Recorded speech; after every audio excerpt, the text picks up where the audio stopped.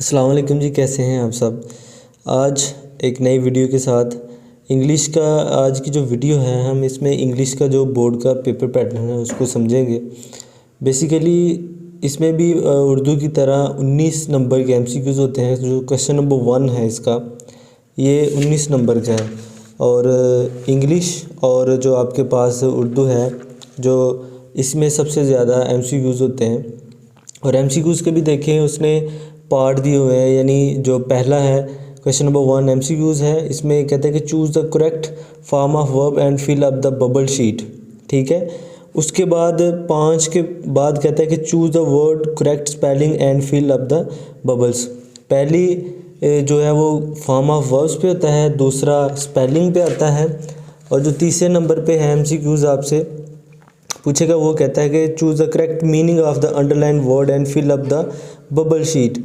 और जो इंग्लिश में मीनिंग वर्ड हैं उनको आपने बताना है। उसके बाद choose the correct option according to the grammar and fill up the bubble sheet. और ये जो ग्रामर से रिलेटेड आपके पूछे जाएंगे कि कौन सी फॉर्म बनती है, ये है। यानी इसके 4 हिस्सों में उसने कन्वर्ट किया हुआ है एमसीक्यूज़ इसको। पहले में फॉर्म ऑफ वर्ब, उसके बाद करेक्ट स्पेलिंग, और नेक्स्ट वो कहते हैं कि जो वर्ड्स मीनिंग है वो वाले पूछेगा। उसके बाद आपको दोबारा से ग्रामर का जो है ना वो 5 नंबर का वो इसमें पूछेगा आपसे। ये थे आपके पास 19 नंबर के एमसीक्यूज़। आगे चलने से पहले मैं आपको एक बात बता दूं कि अगर जो हमारी लास्ट वाली वीडियोज़ हैं उर्दू और फिज़िक्स की, अगर आप उनका देखना चाहते हैं तो वो भी मैंने अपलोड की हुई हैं, उनको भी आप देख लें। नेक्स्ट चलते हैं। अब सब्जेक्टिव हिस्सा जो है आपके पास जब आता है तो इसमें सेक्शन बने हुए हैं। सब्जेक्टिव हिस्से में सेक्शन 1 में शॉर्ट क्वेश्चंस हैं 10 नंबर के, और जो आपके पास सेक्शन 2 है आगे जितने भी हैं क्वेश्चंस उस सेक्शन 2 में आते हैं। अगर सेक्शन 1 की बात की जाए तो उसको आप किस तरह लिखेंगे, सब्जेक्टिव सेक्शन 1 और question number 2 answer the following questions. Basically इसके जो आपका जुज़ है वही लिखेंगे जो पेपर के ऊपर है। ठीक है, जो पेपर्स के ऊपर जुज़ीज़ आती हैं उनको ही आप लिखेंगे। और मार्जिन लाइंस के बाहर काइंडली, मैंने अपनी लास्ट वीडियोस में भी कहा था कि जो मार्जिन लाइन है उससे बाहर कुछ भी ना लिखें। हर क्वेश्चन जो जुज़ है उसके बाद एक छोटी सी लाइन लगाएं। ठीक है। और जो क्वेश्चन आपको आता है अच्छे तरीके से उसी को सबसे पहले अटैम्प्ट करें। उसके बाद देखें सेक्शन पहले सेक्शन में मैंने जैसे कहा था कि क्वेश्चन नंबर 2 और उसमें सिर्फ क्वेश्चन आंसर हैं। उसके बाद सेक्शन 2 आता है question number 3 translate any 2 of the following paragraph into Urdu, या उसके बदले में री right any 2 paragraph into simple English, या उसके मुकाबले कहते हैं कि 2 पैराग्राफ सिंपल इंग्लिश के। इसको नहीं करते, सिर्फ़ और सिर्फ क्या करते हैं आप ट्रांसलेशन को करते हैं। 3 पैराग्राफ उसने दिए होते हैं क्वेश्चन में और आप 2 को अटैम्प्ट करते हैं कोई भी अपनी मर्ज़ी से। उसको लिखने का तरीका क्या है, question number 3 translation into Urdu, जो पार्ट आपको अच्छा आता है उसको लिखेंगे। उसके बाद तर्जुमा और उसको लिख देंगे, और तर्जुमे के बाद एक छोटी सी लाइन ताकि पता चल जाए ये कवर हो गया। ठीक है। क्वेश्चन नंबर 3 की भी आपको आई होप समझ आ गई होगी। अब चलते हैं हम क्वेश्चन नंबर 4 की तरफ। क्वेश्चन नंबर 4 बेसिकली समरी है, समरी से रिलेटेड है, और या पैराग्राफ लिखना होता है उसको। ये कहता है उसमें सिंपल इंग्लिश में रेफरेंस देना होता है। ट्रांसलेशन जिस तरह आप तशरीह उर्दू की करते हैं ना, इसी तरह की उसको नहीं करते। और डैफोडिल्स समरी है, आप इसको लिखेंगे। समरी लिखने का क्या तरीका है, क्वेश्चन नंबर 4 समरी और डैफोडिल्स। इसके बाद आप 3 लाइनें लगाएंगे। उसके बाद आ जाता है क्वेश्चन नंबर 5। तो क्वेश्चन नंबर 5 कौन सा है, सेंटेंसेस होते हैं, idioms. Use any 5 of the following phrases idioms in your sentences. ठीक है। तो आप उसको किस तरह लिखेंगे, क्वेश्चन नंबर 5 इडियम्स, वर्ड्स और सेंटेंसेस। वर्ड को लिखेंगे, उसके बाद उसका आगे सेंटेंस बना देंगे। और उसके बाद फिर आपको पता है जब एक क्वेश्चन ख़त्म हो जाए तो उसके नीचे 3 लाइनें लगाते हैं। अब क्वेश्चन नंबर 6 है आपके पास। क्वेश्चन नंबर 6 में लेटर पूछता है आपसे, लेटर को लिखने का मैंने पैटर्न भी नीचे बताया है आपको, और सिर्फ आपको मुकम्मल लेटर के वो मुकम्मल लिखने की ज़रूरत नहीं है कि write a letter to your friend congratulating him her on his her birthday, या उसके बरक्स उसने समरी भी कहा हुआ है कि राइट अ स्टोरी स्टोरी का, कहानी का, with the moral once a liar always a liar. तो जो भी आपका दिल करे आप इसमें से कोई भी एक अटैम्प्ट कर सकते हैं।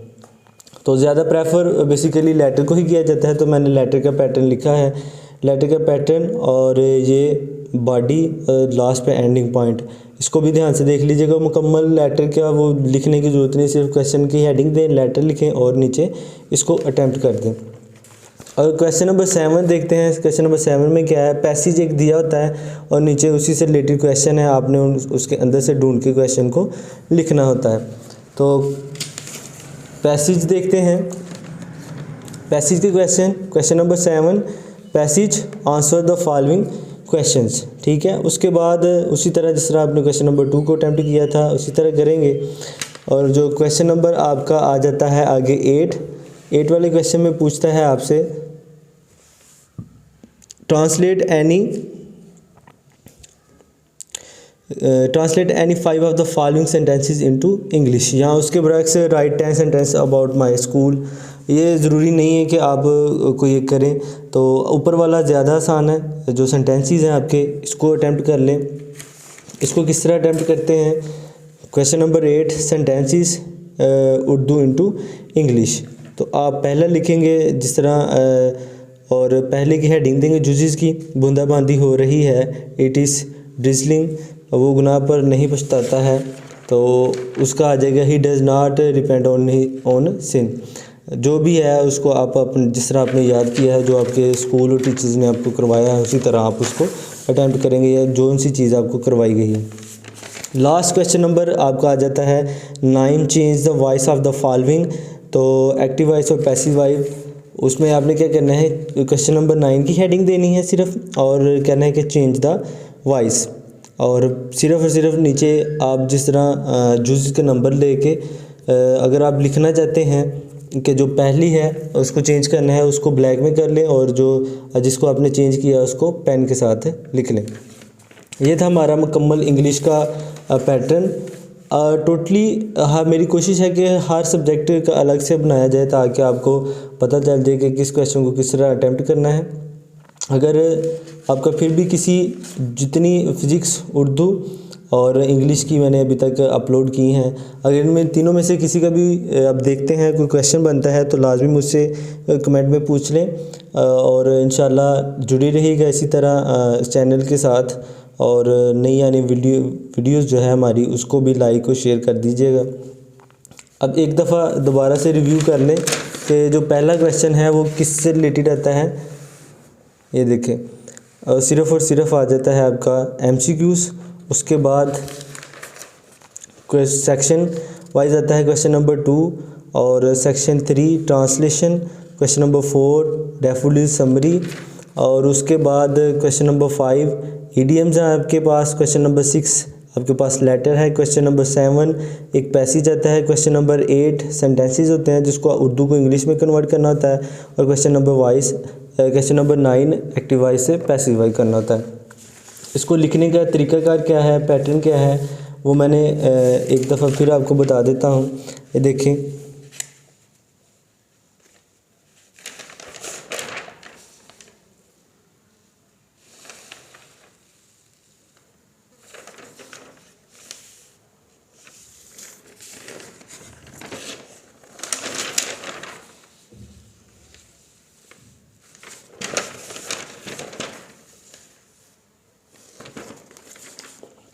आई होप कि आपको इंग्लिश के क्वेश्चन के किस तरह अटैम्प्ट करना है बोर्ड में, इसकी समझ आ गई होगी।